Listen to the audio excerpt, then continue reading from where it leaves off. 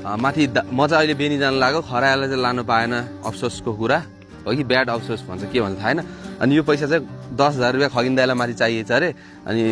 मैले चाहिँ अब यहाँ माथि जान फुपूकोमा जान झ्याउला होइन अनि मैले चाहिँ अब एउटा नयाँ उपाय निकाल्दै चाहिँ हल्का रमाइलो है ड्रोनमा हालेर चाहिँ अनि सरर ड्रोनमा हालेर अनि पठाउने भने चाहिँ माथि यता ल्याउँछु म क्यामेरा चाहिँ हल्का अगाडि मेरो ड्रोन चाहिँ यहाँ छ अघि मैले फेरि बिहान उडाउनु त होइन यसको ब्याट्री भ्याइयो कि ड्रोन भयो होइन यसलाई एकछिनमा दिमाग लगाएर चाहिँ कहाँ बान्ने मैले अस्ति यहाँ तल लाइट बानेको ल्यान्डिङै भएन गएर दिमाग खराब यहाँ पछाडितिर बान्नु पर्ला किनभने यहाँ माथितिर बान्नु पर्ला चार्ज छ कि छैन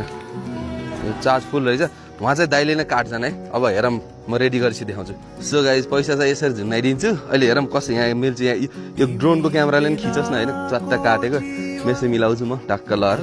अनि उहाँ फाल्नु चाहिँ बवाल तरिकाले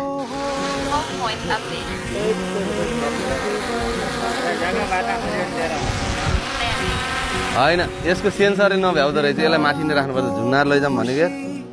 माथि उठे त झन् नि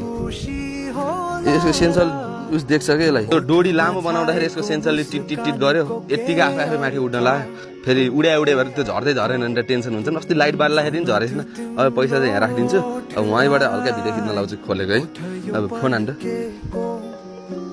यस्तो गर्यो ठिक छ उक्काउनको लागि सजिलो नि बनाइदियो र राइट गाई ड्रोन गयो पैसा छोड्न आउन पठाउँछु दाइ अनि त्यहाँ नि भिडियो खिच्न लाउने सामानलाई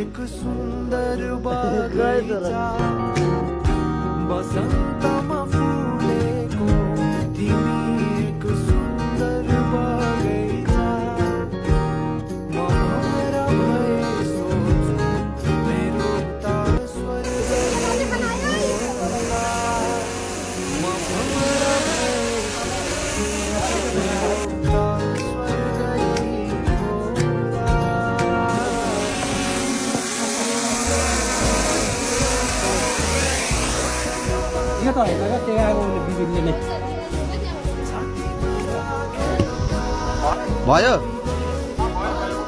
ल छेउछेउमा माथि तार त छैन नि सिधा माथि ल भइमै छ घुम्यो प्रोपेलर अरू अलि पछाडि जातिर आहा लाउला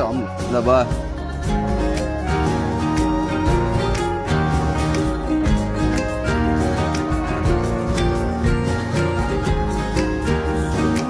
चल गाइस हामीले पैसा छोडिसक्यौँ अब ड्रोन आउँदैछ हाम्रो तर्फ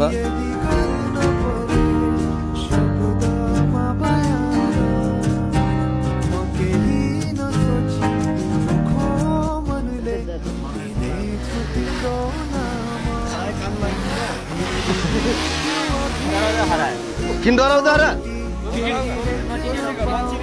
ल चिन्छ हरायो ल चिने चोबी झिक्न ऊ चिन्यो उहाँ हल्लाई च्यार्दै चिन्यो भनेर सो गाइज अब फेरि छुन्छ हेरेर बबाल रमाइलो हो त्यो एउटा एक्सपिरियन्स मैले जमानामा एउटा भ्लग उहाँ माथिबाट अगाडिको भ्लगमा हेर्न सक्छ त्यहाँ डाँडाबाट ड्रोन यही ल्यान्डिङ घरमा हान्दै थियो क्या हल्का रमाइलो क्या त्यो फेरि होइन मिलाएर